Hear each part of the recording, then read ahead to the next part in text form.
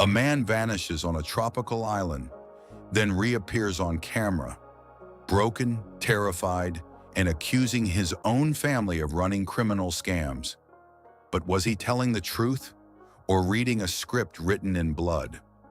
Bali, the island of gods, an island that draws the restless, the wealthy, the hedonistic, and the haunted. Every year, millions of people fly into this corner of Indonesia in search of something: paradise, escape, reinvention. The turquoise water, the rice terraces, and the temples draped in incense smoke.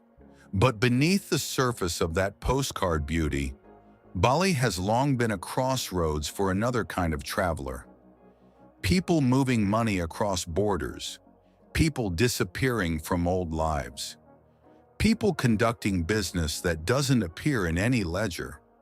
And somewhere in the dense web of expat villas, luxury resorts, and cash-heavy nightlife, a young man named Igor Komarov allegedly stepped into a trap from which there may have been no clean escape. What happened to him, or what is claimed to have happened, reads like a story pulled from a crime thriller, except nobody is sure which parts are fiction, or who wrote it, or whether the ending has arrived yet. This is the story of an alleged kidnapping, an alleged forced confession, and a family name that, according to rumors circulating online, has long been synonymous with the darkest corners of post-Soviet organized crime.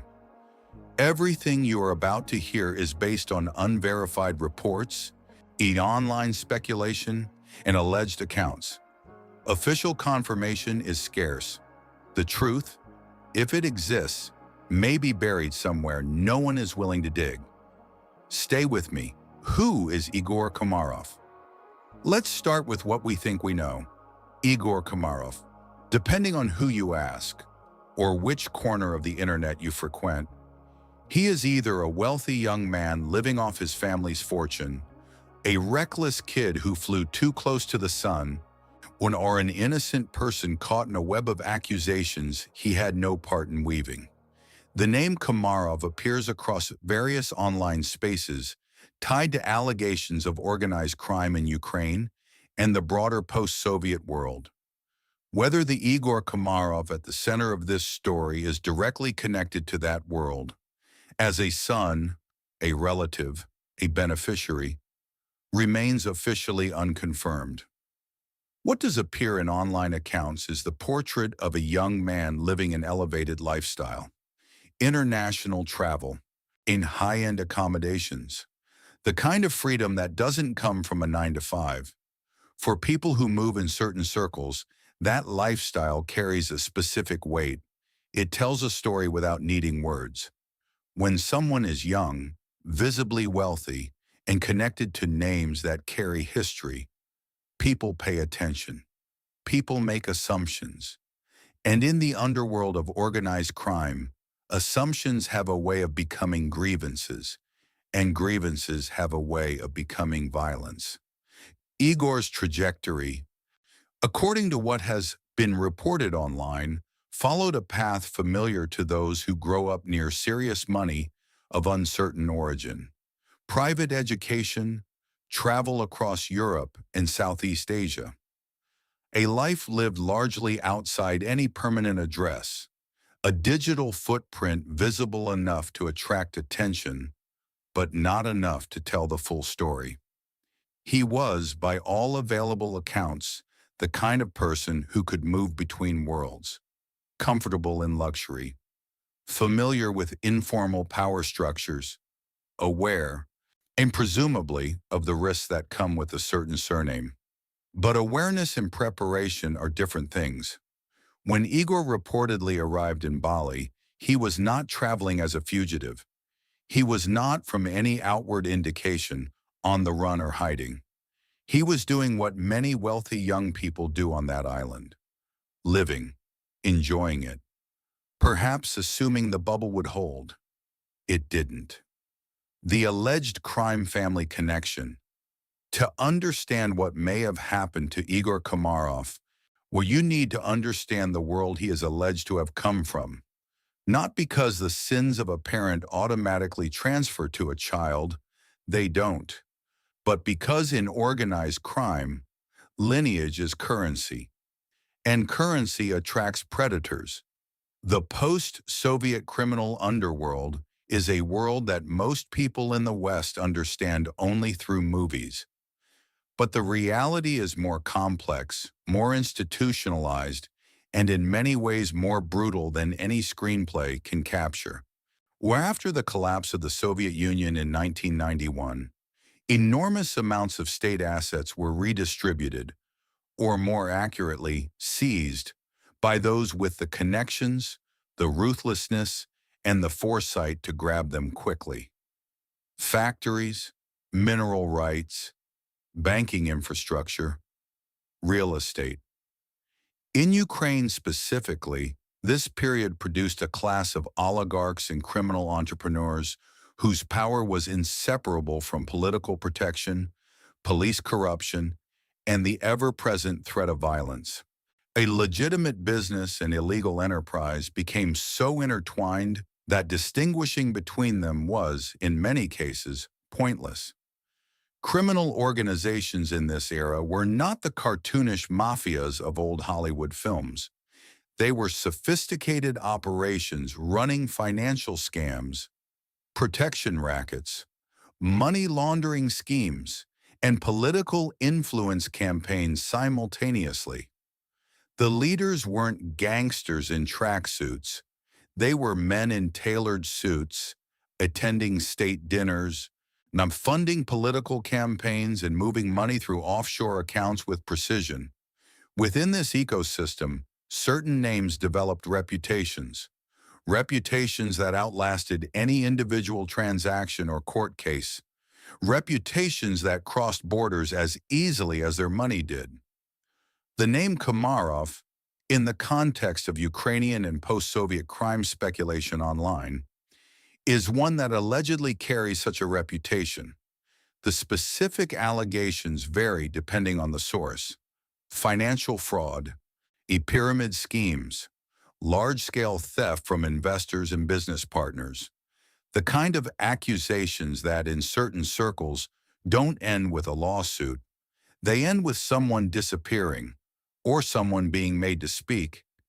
It is critical to say again, these are allegations, rumors, the kind of narrative that can be assembled online from fragments, half-truths, and motivated storytelling. The internet is not a court of law, and in the world of organized crime, reputations are sometimes deliberately constructed by enemies as much as by the subjects themselves. What matters for understanding this story is not whether every allegation is true. What matters is that someone believed them enough to act on them. And in the underworld, belief is enough. Arrival in Bali is not just a travel destination.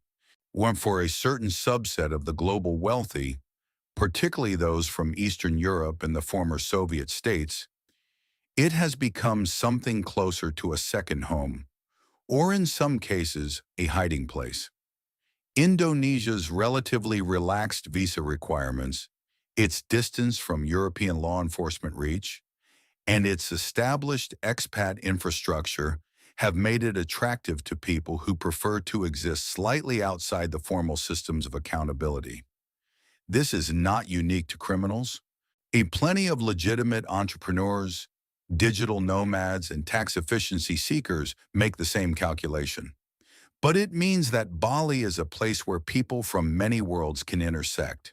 Russian businessmen, Ukrainian oligarchs, international con artists, cryptocurrency speculators, and people with grievances looking for someone who owes them. According to reports that have circulated online, Igor Komarov was in Bali in what appeared to be a relatively routine extended stay. He was not, from outward appearances, traveling under any particular level of security or concern. Photos and social media signals from that general period suggest a comfortable, visible existence. This visibility, some observers have noted, may itself have been a factor. When you are trying to stay safe in a world where powerful people might want to find you, anonymity is armor. Visibility is exposure. Someone, according to the narrative that has emerged online, was watching. And at some point, the exact date and circumstances remain unverified. That watching became planning, and the planning became action. The timeline leading up to his alleged disappearance is murky. What is clear is that at some point, Igor Komarov ceased to be publicly visible. He stopped appearing in the places he had been appearing. Communication, according to reports, went quiet. For anyone with knowledge of how kidnappings work, particularly the sophisticated, financially motivated kind, the silence itself was the first signal. The kidnapping. Let's talk about what is alleged to have happened, with the explicit understanding that these are unverified claims drawn from online sources, not confirmed by law enforcement or established media. According to accounts that circulated online, Igor Komarov was reportedly abducted by a group of individuals who claimed his family had stolen significant sums of money from them. The figure mentioned in various accounts reaches into the millions of dollars. This is an important detail because it tells us something about the alleged motivation. This was not, if these accounts are accurate, a random crime. It was not a mugging or an opportunistic kidnapping. It was, allegedly, a deliberate act of financial revenge, a collection effort conducted outside any legal system. In organized crime, this has a specific name and a specific logic. When parties cannot or will not use courts because the money in question was itself criminal, or because the parties distrust any official system, disputes are resolved through force. The kidnapping of a family member becomes a negotiating tool. A hostage becomes leverage, and the message sent is clear: pay what you owe or face what comes next. The alleged kidnappers, according to online reports, were not strangers. They were reportedly people connected to business dealings or disputes, or debts. People who believed they had been wronged and had decided that conventional remedies were not available to them. Igor, in this alleged scenario, became the instrument of a message to his family. His body, his voice, his visible suffering, these were the currency of a demand. According to reports, he was held in some form of captivity. For how long, in what conditions, under what specific threats? These details are not established with any verifiable certainty. In what emerged from that captivity, or what was alleged to have emerged, were videos. And those videos changed everything. The hostage videos. There is a specific chilling genre of media that the modern world has produced: the hostage confession video. We have seen them in the context of terrorist organizations. We have seen them in organized crime contexts across the world. And we have increasingly seen them emerge from the murky intersection of financial crime and criminal enforcement. The videos allegedly featuring Igor Komarov, and again, their authenticity and the circumstances of their creation are disputed, reportedly showed a man in visible distress speaking directly to the camera about his family's alleged crimes. According to people who claim to have seen these videos, he appeared to be recounting specific allegations that his family had run large-scale financial scams, that they had stolen from investors, partners, or clients, that victims had lost significant sums of money and had never been repaid. He appeared, according to these accounts, not like someone giving a voluntary press statement. He appeared like someone under extreme pressure, The body language described by those who reported on the videos: stiff, controlled, with the particular flatness of a person who has rehearsed words they did not choose. There is a phrase that investigators and psychologists use when discussing coerced confessions: statement compliance. It describes what happens when a person says things they do not believe to be true, because the consequences of not saying them are worse than the consequences of saying them. The words are accurate in some technical sense. They emerge from a real human mouth, but they are not free. They are purchased through fear. Whether what Igor said in those videos was statement compliance or genuine disclosure is one of the central unanswered questions of this case. What is not debatable is the impact the videos had on the online communities that became aware of them. They spread rapidly through certain channels. They generated shock and speculation. They forced a question into the open that many people had apparently been asking quietly for a long time. Was the Komarov family behind what these videos alleged? And was Igor a victim, a messenger, or, in the most disturbing reading, something in between? Forced confession or truth? This is the question that cuts to the heart of the entire story, and it is perhaps deliberately unanswerable with the information currently available. Let's consider both possibilities seriously, because both have weight.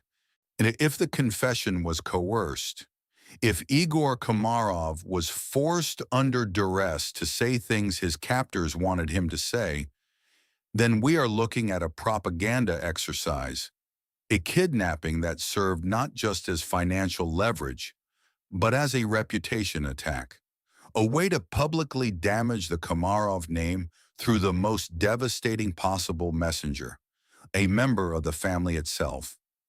In this reading, the allegations in the video may be completely fabricated, partially true, or true but wildly exaggerated. The point was never accuracy, the point was impact. And the choice of a family member as the speaker was calculated to maximize that impact, both on any potential audience and on the family themselves. This is a tactic with historical precedent. In the Soviet era, the NKVD and later the KGB used forced confessions extensively. Show trials were built around them. The technique works because it exploits a specific human vulnerability. We find it easier to believe an accusation when it comes from inside the circle.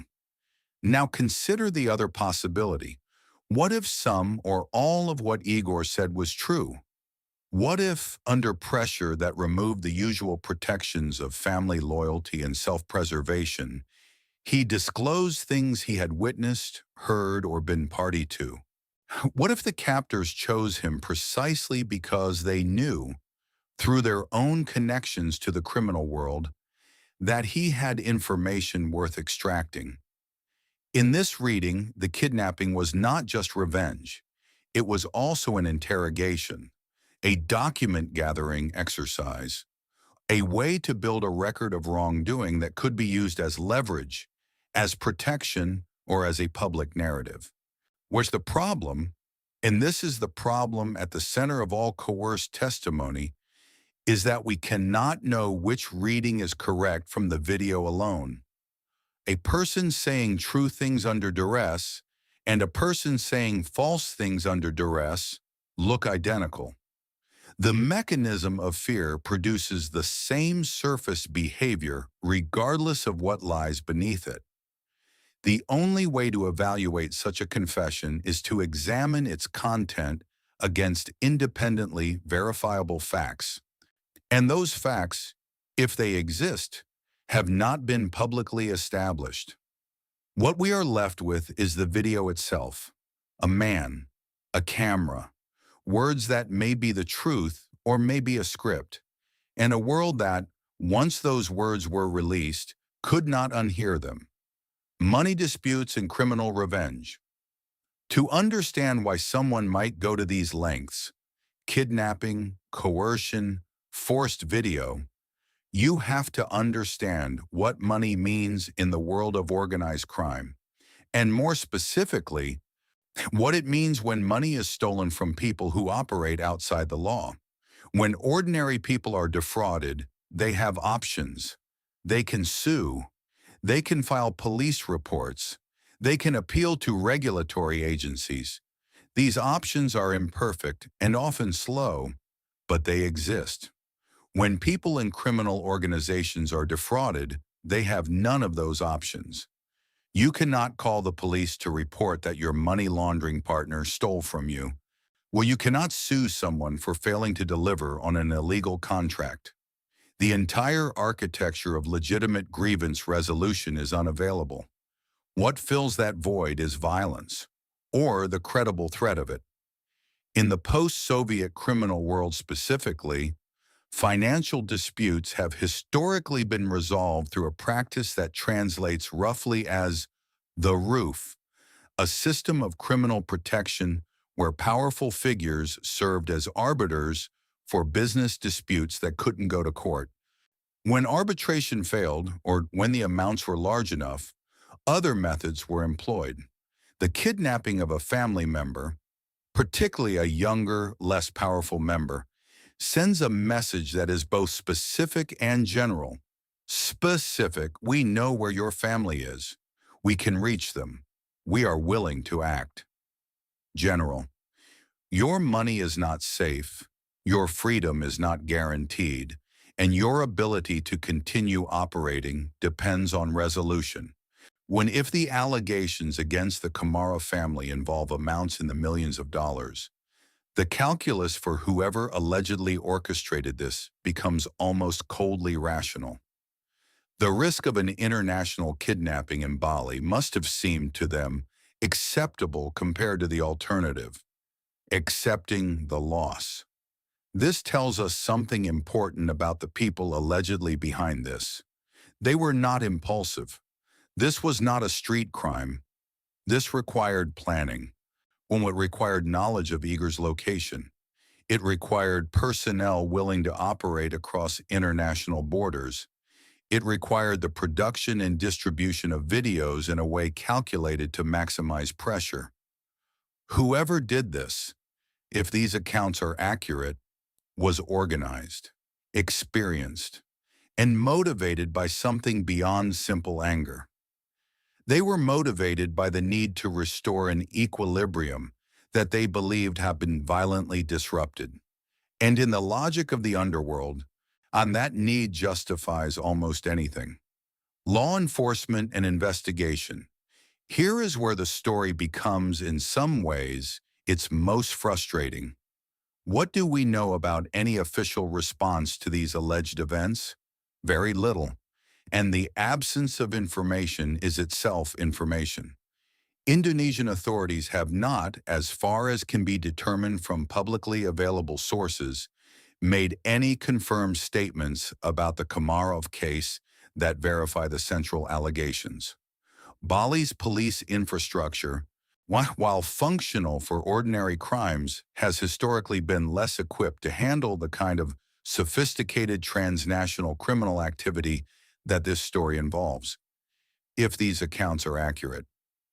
Ukrainian authorities, for their part, operate in an environment that has been deeply disrupted by war, political instability, and ongoing questions about institutional integrity. The capacity and willingness of Ukrainian law enforcement to pursue organized crime connected to powerful families with political connections, with money, with international lawyers, has long been a subject of skepticism among observers. International coordination between Indonesian, Ukrainian, and potentially other law enforcement agencies on a case like this would be genuinely difficult. It would require diplomatic channels, shared intelligence infrastructure, and the willingness of multiple governments to prioritize a case that touches on organized crime families with significant financial resources and potentially significant political cover.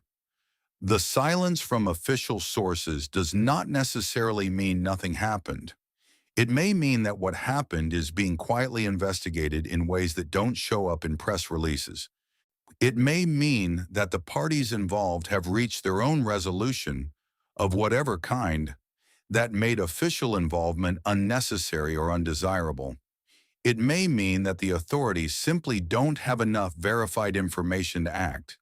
Or it may mean that the silence is deliberate, that people with power and resources have made sure that certain questions stay unanswered. In cases involving organized crime with sufficient reach, official silence is never neutral. It is either absence of knowledge or presence of pressure, determining which requires access that no journalist, YouTuber, or outside observer currently appears to have. Conflicting narratives. Let's be honest about the information ecosystem around this story. Because it matters. The account of Igor Komarov's alleged kidnapping has existed primarily in online spaces, forums, Telegram channels, comment sections, the kind of places where information travels fast, verification is rare, and a narrative often serves interests that are not disclosed. In this environment, multiple conflicting versions of events have circulated. In some versions, Igor is a pure victim, a young man kidnapped for crimes he had no part in, forced to repeat accusations against a family he loves. In other versions, he is complicit in some way, either in the family's alleged crimes or in a performance designed to play multiple parties against each other. In still other versions, the entire scenario is fabricated by actors seeking to damage the Komarov name for their own reasons. Each of these narratives has proponents. Each has circulated through different channels, and each, in the absence of verified facts, is equally impossible to definitively confirm or dismiss. This is the epistemic condition that organized crime deliberately creates. Uncertainty is a tool. When people don't know what's true, they hesitate. They don't act. They don't organize. They don't publish. The fog of competing narratives is as protective as any legal defense. There is also the possibility, not a comfortable one, that some of the online content around this story was deliberately seeded, that someone with an interest in controlling the narrative was feeding information into various channels in a way calculated to shape public perception, either to put pressure on the Komarov family or to protect them, or simply to obscure what actually happened. The internet does not produce truth, it produces versions. And in the case of Igor Komarov, the versions are numerous, contradictory, and, perhaps by design, irresolvable. Dark patterns in mafia history. What happened to Igor Komarov, whatever the truth of it, did not occur in a vacuum. The tactics allegedly employed have a history, and that history tells us something about the kind of world this story emerges from. The use of family members as leverage is one of the oldest tools in organized crime's arsenal. In the Italian mafia of the early 20th century, threats against families were both implicit and explicit, a constant background pressure that kept members in line and debt holders paying. In the Japanese Yakuza, elaborate systems of obligation and familial loyalty were used both to strengthen the organization and, when those loyalties were violated, to extract compliance. In the post-Soviet world, the dynamics are somewhat different, but the core logic is the same. Family is the pressure point, because family is where rational actors become irrational, where the calculation of personal risk is distorted by love, loyalty, and the particular horror of watching someone you care about suffer for decisions you may or may not have made. Forced video confessions have appeared in various organized crime contexts around the world. In Mexico, cartels have used them as part of psychological warfare against rival organizations. In Russia, certain business disputes have reportedly been resolved through video pressure of various kinds. In Southeast Asia, where Bali sits, extortion operations increasingly combine physical confinement with digital distribution. Knowing that a video released to the right channels can exert pressure across oceans in a matter of hours. In this modernization of an ancient tactic, using the infrastructure of the internet to amplify the reach of a coerced statement represents something genuinely new and genuinely disturbing about 21st century organized crime. It means that the impact of a kidnapping is no longer limited to the immediate family. It can be broadcast to every person who ever invested money with the target family, every business partner, every political ally, every journalist monitoring certain channels. It turns a private act of violence into a public spectacle, and public spectacles have a power that private coercion doesn't. They create pressure from all sides simultaneously. Yoon answered questions. As we approach the end of what we know, or think we know, about this story, it's worth pausing to name the things that remain unresolved. Because the gaps in this story are as telling as what has been reported. First, where is Igor Komarov now? Following the alleged kidnapping and the alleged videos, his current status and location are not publicly confirmed. If he was released, and if the accounts of his captivity are accurate, the terms and timing of that release are unknown. If he remains in some kind of danger or under some form of ongoing pressure, there is no public information suggesting that. Second, were any ransom or settlement demands made, or were the demands non-monetary? Specifically, show public acknowledgement and reputational damage to the family? The motivation behind the alleged kidnapping remains unclear in its specifics. Financial disputes could be resolved many ways. The choice to use video suggests that humiliation and public disclosure were part of the objective, not just payment. Third, what is the current status of the family? If the allegations in the videos pointed to specific financial crimes, have any of those allegations been investigated? Have affected parties, if they exist, received any restitution? Or has the family used its resources to contain the damage and continue operating? Fourth, who were the alleged perpetrators? No names have been publicly confirmed in connection with the alleged kidnapping. Whether they faced any legal consequences in Indonesia, in Ukraine, or anywhere else is unknown. Fifth, what did Igor himself experience during this time? Not the words he was reported to have said on camera, but the private experience of being a person in that situation. The fear, the calculation, the aftermath. These are not public knowledge, and they may never be. Each of these questions in a legitimate criminal investigation with full resources and international cooperation would be answerable. The fact that they remain unanswered tells us something important about the reach and the resources of the people allegedly involved on both sides of this story. Chilling conclusion. There are stories that end, and then there are stories that simply pause. The story of Igor Komarov, of a young man on a tropical island, of alleged abduction and coerced confession, of family names and criminal empires and millions of dollars in dispute, does not have an ending. Not one that we can see, not one that has been offered to us. What it has instead is the particular unresolved quality of things that happen in the dark, between parties who share a mutual interest in keeping the details private. The people who allegedly kidnapped Igor, if these accounts are accurate, did not want police involvement. The family allegedly being pressured, if there is substance to those allegations, did not want public scrutiny.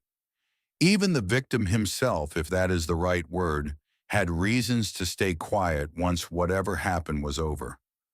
Silence protects everyone in this story, except the truth.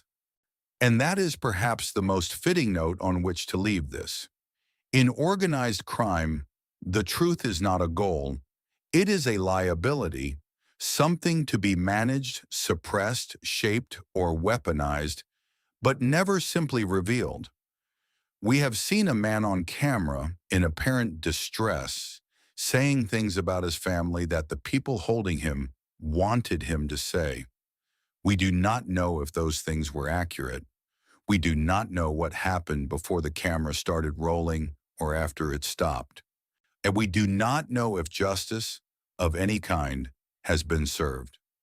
What we know is that somewhere in the intersection of money, power, fear, and the particular moral ambiguity of the post-Soviet criminal world, a story unfolded that real people experienced in their bodies and their minds. Igor Komarov, whatever his connection to whatever family, whatever crimes, real or alleged, were done in his name or around him, was a person who reportedly sat in front of a camera in fear. That is not an abstraction. That is not a headline. That is a human being in a room with no good choices, saying words that someone else put in his mouth, or telling the truth that no one in his world was willing to speak. We may never know which. That uncertainty, the permanent, deliberate, cultivated uncertainty of the underworld, is the real story. It always has been. All claims, allegations, and narratives in this script are based on unverified online reports and speculation. Nothing herein constitutes established fact. Treat all assertions accordingly.